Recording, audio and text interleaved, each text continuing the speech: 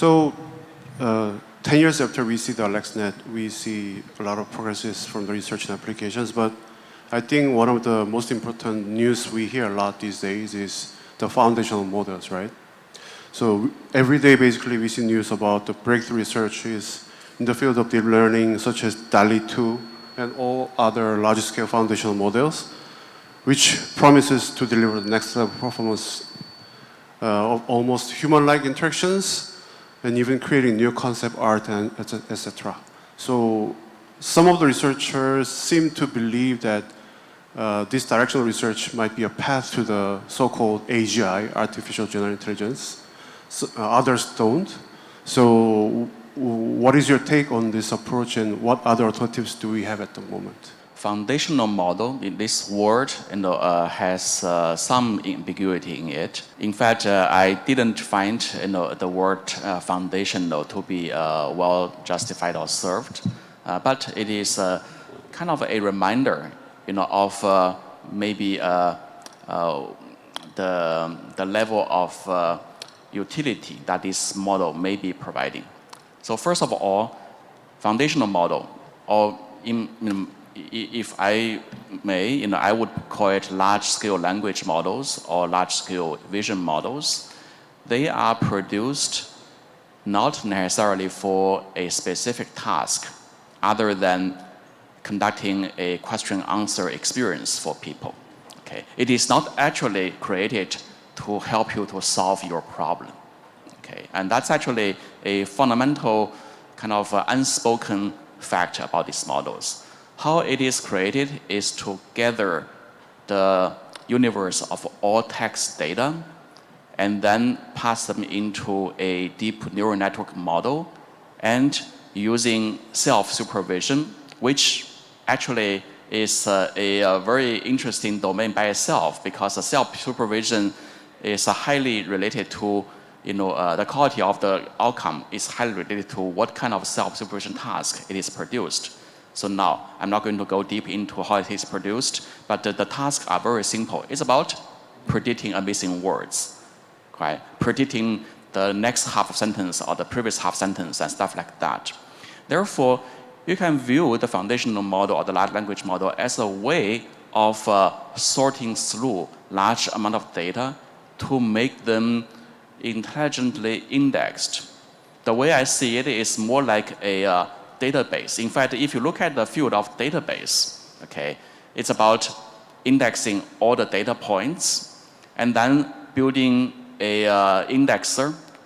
In the good old days, it's a tree, and now people actually use a machine learning model to enable smarter and faster indexing. So it is actually getting closer from their angle into also a large model. So large model which is known as foundational, is actually not much different from this practice, that you have all the universe of data, and the model allows you to peep into it and extract elements based on a natural language prompt that you say something, it answers you. So this is actually a way of storing and also retrieving information from known knowledge. It is not a model created for you to discover, to ask questions of unknown answers, or to find what is missing in order to achieve a goal. Right? So if you start to see the foundation model in that angle, you probably would be somewhat less impressed. It is just another way of building a search engine like Google, but in this case, your way of searching is not using a keyword. You use natural language conversation. Likewise, in image, same thing. You build the entire, you collect the entire universe of the image, and then you turn them into a foundational model of that kind.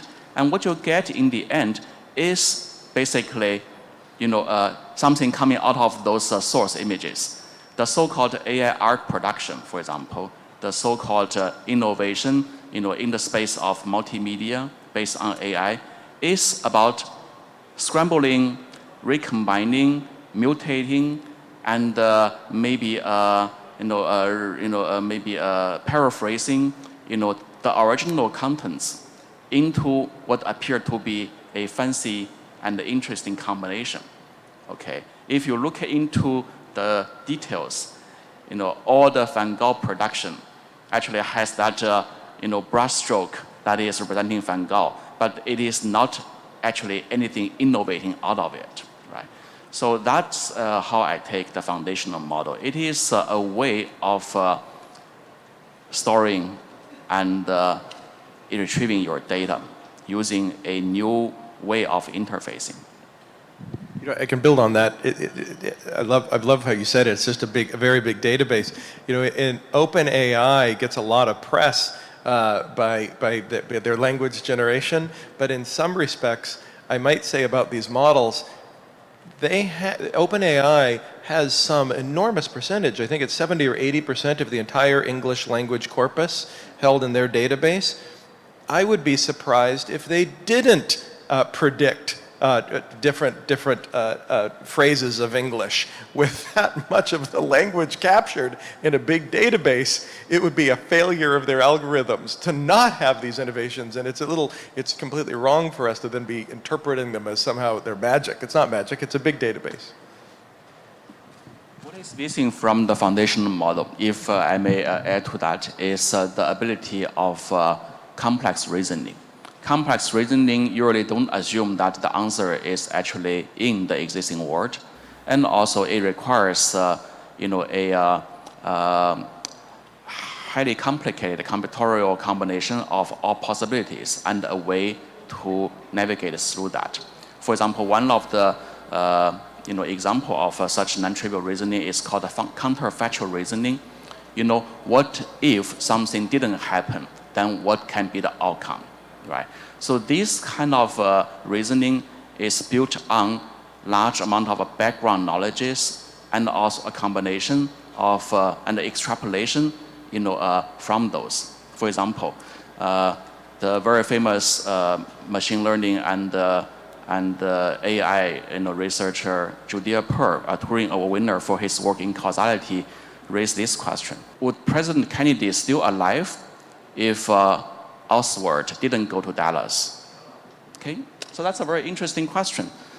I think the current AI system, unless you hardwire it, still have a problem, in answering that, because the answer doesn't exist in any of the natural text that is used to train those models. Right? So I'm giving you just one of these examples, and then you don't expect the foundational model to ask questions like Einstein did about, study the general theory of relativity, because it is a question even asked, in a way that is unusual for normal human being, right? So these are just examples of the limitation that we should know for foundational models. Yeah, true. So I believe all the stakeholders in the industry and government and academia also put a lot of effort for the last several years to arrive where we are now. And today I see a lot of companies providing the services, so-called MLOps, with the goal to ease the burden in terms of the data management and model management, model development, deployment as well. But obviously, it's not the end of the road. So what do you think is the remaining task or subject we have to uncover or conquer to make it even easier for the companies to adopt the AI in the future? Yeah, these days people talk a lot about ML ops, AI ops, and so forth, right? And there are, as you said, many companies that are claiming to be rolling out platforms and tools and so forth. I think this is, in a sense, useful, but missing some of the key ingredients which form the gap. What is actually maybe more urgent, urgently needed in this playground of ML ops or ML development is the development and adoption of a common standard in the form of interface between apps, between data, and between data and apps, right? Interoperability, between different solutions. Because otherwise, you are not in a leveled field that you can even compare different solutions, right?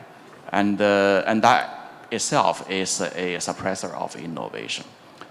And the other thing that is also missing is the way of measure success, and the certifiability of different outcomes and tools. Because if you talk about the performance, different users are oftentimes using very different metric, time to value, cost, or maybe reliance on third-party tools and so forth. All these are very ad hoc, and therefore different machine learning MLOps companies are not necessarily right now pushing the envelope of a leverageable technological advancement in getting what they want to get. It is very often time a market play or a maybe a highly differentiated and customized solution depending on their specific users, right? And that actually creates the very own difficulty of all these MLOps themselves to survive because the market is highly fragmented. So I would say, it's probably better to take a breath, slow down a little bit, and clean up the field a bit. And in fact, I think cleaning up sometimes, less innovation, but more reflection and thinking is actually the foundation and the basis of the next leap of innovation. If you look at the physics, for example, I often use this example, in the early 19th century, there are more theory of physics than we see now. In fact, the very phenomenon of electricity had dozens of different equations and theories for that. There are many, many such different ways of describing the same phenomenon. It's only after the Maxwell equation was discovered by James Maxwell, the field gets cleaned up a little bit. There is a unifying view about the then knowledge and understanding about the electricity and mechanism. And then once this unified framework is exposed, gaps are more easy to be identified. You realize that there is a need for the constant, such as the light of speed, such as the Planck constant, to be kind of formulated, to be identified in order for the equation to work out. And also, you discover that some incompatibility start to appear once you kind of unify all these phenomena. Right now, the AI area and also the AI solutions are very, very crowded. I think people are easily now lost in the jungle without even realizing what is needed and what is the next most interesting opportunity and what is the biggest gap. So I think at the same time when we see all these MLOps companies and also vertical companies are being created, there is also kind of a opportunity and a need for researchers and the developers and engineers to start doing some clean up and categorization work, to start doing reduction and also condensation and integration. Yeah, that's very refreshing feedback. Any thoughts on Debler? I just love that we're talking about the Maxwell equation, Dr. Xing. That's really good cleaning up in physics. I think for education, I often think of those people that are not going to become programmers, the people that just need to interact with programmers. We have some 30 million programmers in the world. We don't necessarily need 30 million and one. I think there's often a little too much attention on people learning to code, where a more helpful framework for many that aren't going to be professional engineers is to just begin to think about their work more formally. Just be able to think about their implicit knowledge more explicitly in a way that a computer may understand. And just go towards that ideal. That is the language of computers, and it's going to be the language under which we all collaborate in the future, because the future will be represented by pieces of knowledge, pieces of expertise, slowly becoming automated. And we can become part of that process by learning that language of formalism that then gets composed and allows us to collaborate. So I think that's where I would go with education at a different level, and I agree with everything that President Xing said.